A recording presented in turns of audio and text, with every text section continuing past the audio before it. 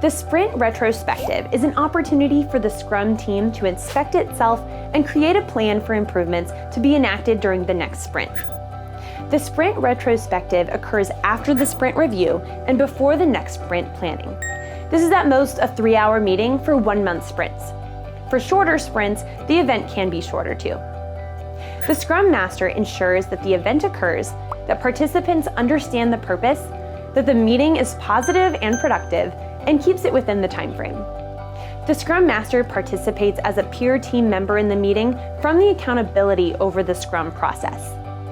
The purpose of the sprint retrospective is to inspect how the last sprint went with regards to the people, relationships, processes, and tools, identify and order the major items that went well and potential improvement, and create a plan for improvements to the way that the Scrum team does its work.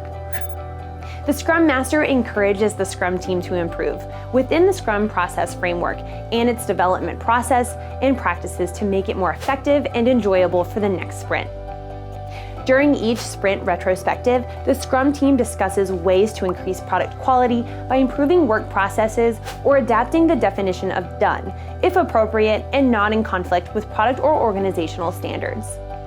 By the end of the sprint retrospective, the Scrum team should have identified improvements that it will implement in the next sprint. Executing these improvements in the next sprint is the adaptation to the inspection of the Scrum team itself.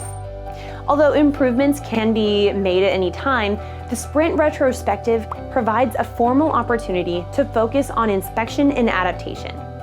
We'll be talking about Scrum artifacts in the next video.